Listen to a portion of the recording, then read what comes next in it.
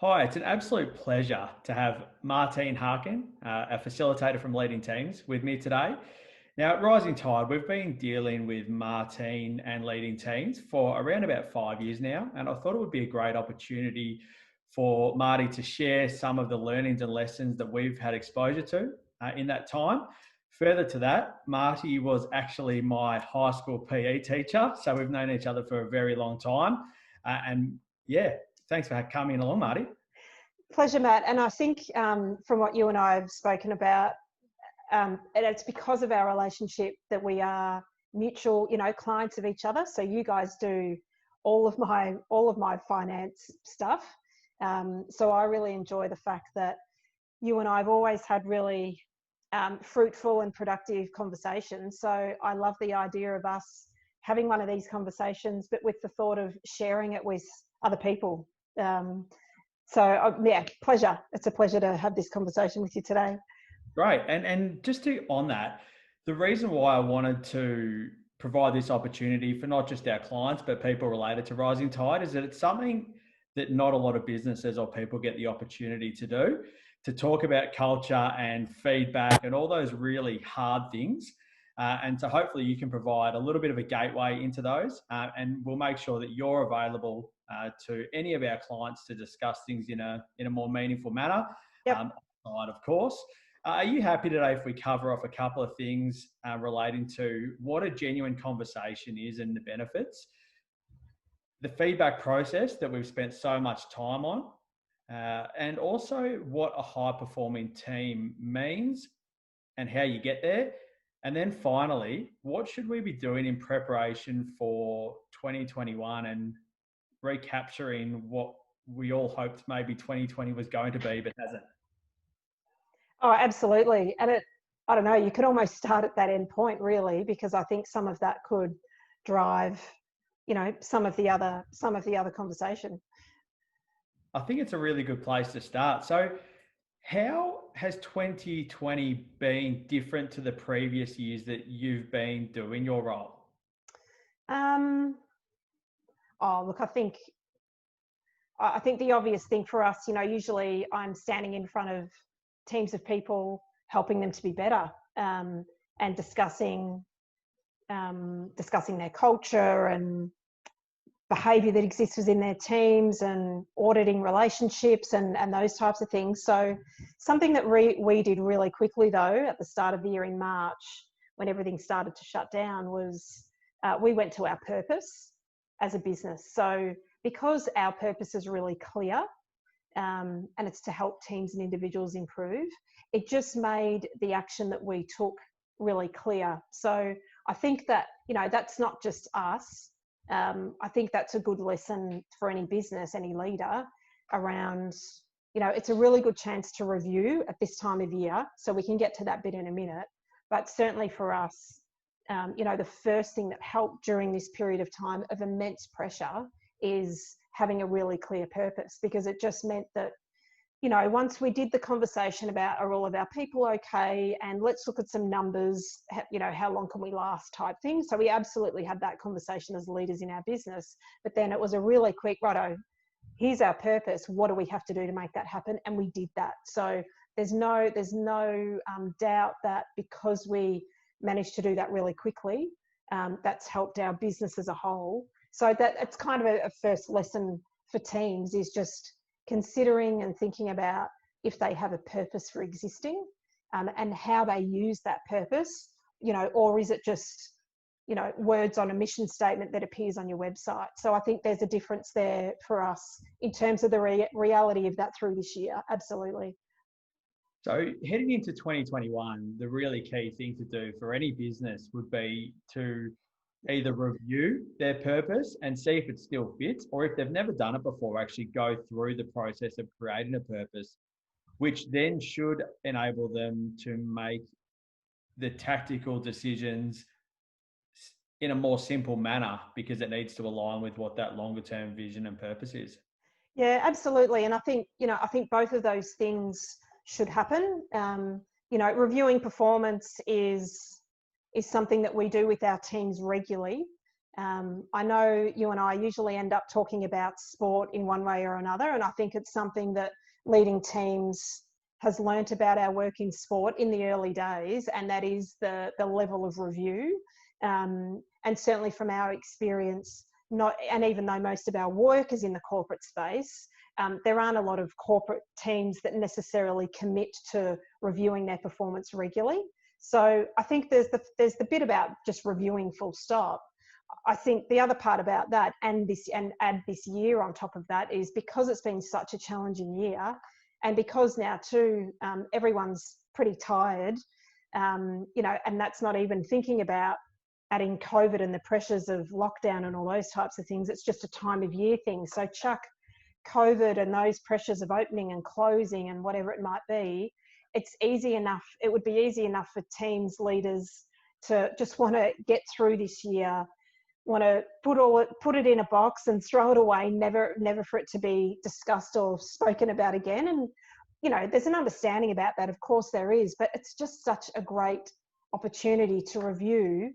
I mean, it's just a really simple question, and it's one that I asked you, and this was part way into a lockdown. So that's the commitment that you guys have to review and the work that we're doing together.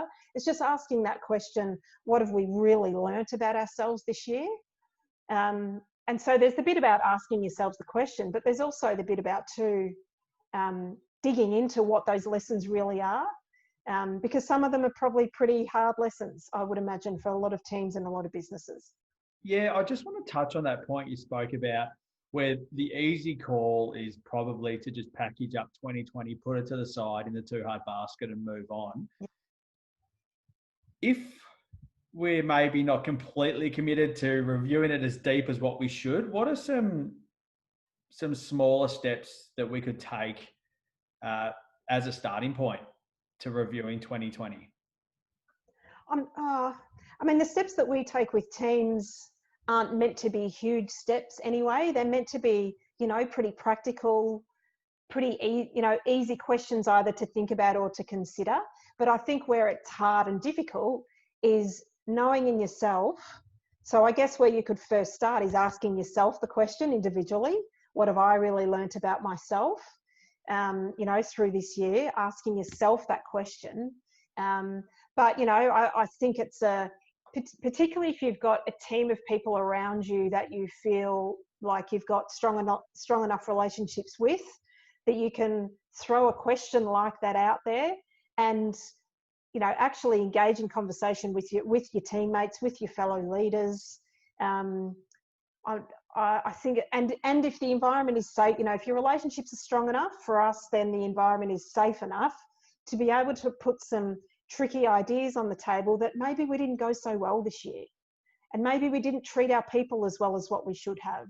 So again, you can't do anything about that what now in terms of what's happened in the past, but by reviewing it, you can certainly make things better moving forward. But I'm not sure that there are too many other easier ways to do it, Maddie. You've kind of just got to, strap yourself in and know the reason for doing it, and that it is genuinely to get some learning, and it is genuinely to get better. But if you've got those two elements, and you've got at least one other person in your business that you can have that conversation with, then I think it's a really good start in terms of a positive start to next year if you feel you need one. Great. So I'm asking the questions of those around me. What have they learnt maybe about themselves, and what have they learned about me? Yep. That flows on to, you mentioned a couple of times that it's really only pertinent to do that if you feel like the relationship is strong enough. What if I don't feel like the relationship is strong enough, and I'm comfortable with the fact that that's the case in the past, but I want to make some changes to that? Yep. How do I start to have genuine conversations with people so that I can think about in 12 months' time that we might be in the position to be able to have those conversations about what people have learned about themselves and about each other? What's a starting point? Yeah, again, there are a number of ways to do it, and I think it depends on what that starting point is. So, whether it's easier, you know, because I'm the outsider, like when I come in and work with your team, because I'm the outsider and this is what this is my area of expertise, then I can read the room a little bit, but at the end of the day, I can facilitate the discussion between a team. So I can make some choices about the tools that I might use, the questions that I might ask based on either what I'm being told or what I can see in the room. You know, I think there's always a place to start in terms of that self-reflection if we're thinking about that review question. You know, if you don't feel safe enough to ask other people around feedback, because essentially that's what your question is, you know, Matt, what have you learned about me over the last few months? That's essentially you're asking for feedback. If you know, as a leader, I think it depends on your intent. As a leader, at some stage, someone's got to role model the types of conversations that you want to end up having. If you want to start with a conversation like, get a group together, what have we learnt? There's a conversation to start. And look, every team I meet with, and you guys would have been the same, Matt, I'm not sure when I first asked every team the question, you know, pretty early on in working with a team, I'm asking them those questions about what unproductive behaviours do we tolerate that we know we shouldn't, or that are stopping us being our best. It's not always that first time around you get everyone being totally upfront and honest because of the state of relationships in the team. So, but by asking the question, at least it starts to open the door and it leads people to think about, again, depending on what you do with the answers and depending on the intent. But if you ask the question, you might get something out of it. And if you keep asking the question, then people start to see, oh, things are shifting a little bit here. Leaders are actually interested in what I think about. They're interested in my opinion. And I think the bit about there too, particularly as leaders, if you start to ask those types of questions, is when you hear something, it's what you do with the response. It's really important because that in itself will, if you listen and you take some type of action, or even at the very least, if you say thank you and, you know, and at least acknowledge the feedback, and then if you take some type of action, that in itself helps to build trust and helps to build a relationship. The other side of building a relationship is the real personal side. So rather than, I said it to a group on the weekend that had really just come together for the first time, rather than just walking past each other in the corridors and saying g'day, next time stop and talk to them about their weekend. It's a starting point in terms of relationships. The only thing I'll add on top of that before I let you get a word in is, particularly as leaders in a business, don't let the level of your relationship stop you from addressing behaviour that is unhelpful or stop you from addressing poor performance. So you can't allow that to be an excuse. So what you're sort of saying is there's probably two parts to this. With non-negotiables, the relationship doesn't need to be as strong because it takes time to build good relationships, but in a business, there's non-negotiables from day one. Second part, and something that definitely resonates for me, is that you've got to be in the right position to take or to have that conversation. I mean, that's something for me personally. There's days I think when I'm much better at receiving feedback, and there's also days where I'm much better at giving feedback, depending on the reaction that I get from others. And that's something in our team that the underpin that I think we're getting better at is to know that everyone's doing it from the most empathetic point of view. And so whether that's that I'm asking the question or someone else is asking me the question, try to take a step back and worst case is sleep on it and then come back. Yep. And the other part that I've learned along this journey is that it's not all about action. And particularly it's not all about action straight away because the feedback loop can take a little while to settle in. And just one thing you mentioned before, and with regards to walking past in the corridor, can you talk to me a little bit more about what you would call sort of safe and more risky conversations and how those safe conversations can lead to risky conversations which builds relationships? Yeah, and it might address some of the stuff that you said. So for us, you know, it starts with the introduction and the handshake when you first meet someone. It's then the walking down the corridor, but it graduates, and there are levels of relationship that you've got to get to. There are some that are faster at moving through those relationships than others. All of that is okay, but you know that the safer stuff is the talking about just, you know, personal. You know, I take my dog to a dog park. So if I stop and I talk to someone in that dog park about Ringo, that's what we're doing. We're talking about the dogs. We're talking about the weather. We're talking about the park. We might then end up talking about another person. So that's another level, right? So talking about another person, or someone else that's like you and I will often reference other people that are at school, right? So it's, you know, it's another connector of relationships. All of that is reasonably safe, and you can have those dog park conversations at work about work stuff.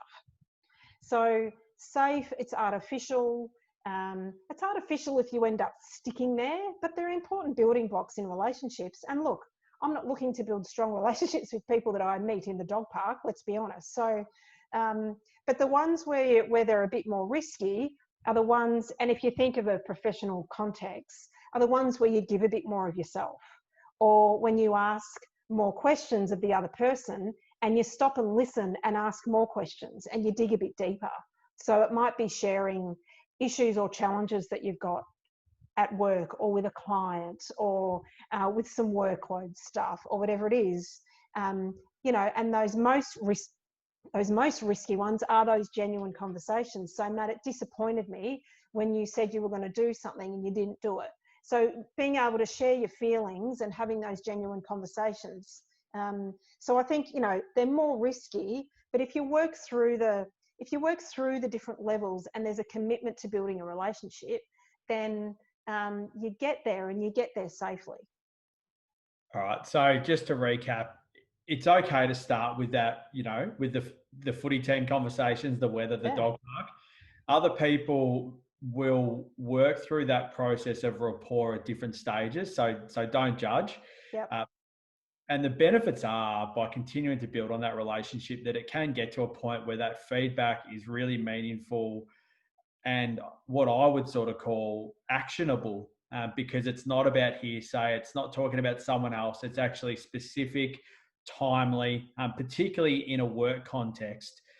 It often is about something that's happened really recently. So it takes away that you always or sometimes you. It's actually, hey, Marty, when we were discussing that at the offsite, you mentioned that you would do X, Y, and Z. You've done X, Y, but what about Z? Yeah, absolutely. Can you tell me a little bit more about it? And so you would then say that that is the beginning of a high-performing environment from a work point of view, is that once a few of those relationships start to occur, and I've certainly seen this at Rising Tide, that then permeates throughout the team. But you then need to be mindful that someone new joins and you do go back to talking about the dog park or your footy club. It takes time to build those relationships up. And what I've also learned is that you can't necessarily take that rapport from one thing to another. It's often really important to work through those. Just because you get along with someone really well about something, or in our case, you know, there's 20 years of history, that doesn't carry on to family or relationships or something. You got to treat every relationship with its own respect and just build brick by brick. And yeah, absolutely. But I'd hate people to think that they've got to think about it too much. You know what I mean? So for me or for us, it's very much when you build that. It's a foundation of mutual trust and respect, right? So when you build that, when you can go there when you need to, it doesn't mean you spend all the time there, but when you can go there when you need to, when we can pull each other up genuinely, with respect, but with real rigor, because we've got high standards and expectations here. So, you know, if you miss a deadline, I'm going to let you know. If you know, whatever it might be, so that you can have a combination of all of those things in a high performing team. That's certainly what we talk about. It's not one or the other. But it's when you've got that foundation, it means when we do slip or we do find something that, oh, we're not quite on the same page here, or we do butt heads over something because we're human, or we find something that we haven't been at our best at, whatever it might be, we've got the foundation of the mutual trust and respect, so we can get through those issues and challenges easier, quicker, Still might sting, because that's what happens when people are uncomfortable and when they're under pressure. But the foundation's really important. So, Marty, I think often when you're in business, it can be hard to get a really good gauge on whether you are in a high performing business or environment or not. Yeah. Uh, so many Melburnians in particular know and love their sport. Can you think of, say, in a sporting context, whether you go into specifics or not, I'm not too fast, but an example of a really how you can tell what a high performing environment is and how it manifests, and then maybe what a more poorly performing environment or something that needs a bit of work. Yeah. And then we'll come back and we'll sort of tidy everything up and give people a few steps to work on. Yeah, sure. I think to stick with the relationship bit, that high performing team in our world will do what I was describing. They've got mutual trust and respect amongst team members, so we can have the conversations that we need to about our performance. In high performing teams, they have that clear purpose. We started with purpose. That's where we start with teams. So they have a clear purpose for existing. If you look at each other, whether it's as a business or as a leadership team, and you don't actually know why you exist as a team and the impact on your business if you didn't exist, then there's worthwhile spending time on that conversation. So it's strong relationships, professional relationships, that mutual trust and respect bit. It's the clear aligned purpose. And it's also, you mentioned non-negotiables earlier, and for us, they are those non-negotiable, that behavioural framework that we help teams to create. It provides that reference point for those conversations. It also provides, I heard someone describe it as a North Star. And gosh, if anyone's needed a real North Star, a real anchor point over the last 6-9 months, it's been teams. So it's having those agreed set of behaviours that if I'm not sure what I should do here, those behaviours that you commit to and that are non-negotiable, that have been decided as a group, so they are agreed, it just gives you the reference point of what to do and how to behave under pressure. So high performing teams will use all of those, will use those 4 areas, and they'll use them in terms of rigour. They've got high expectations of each other.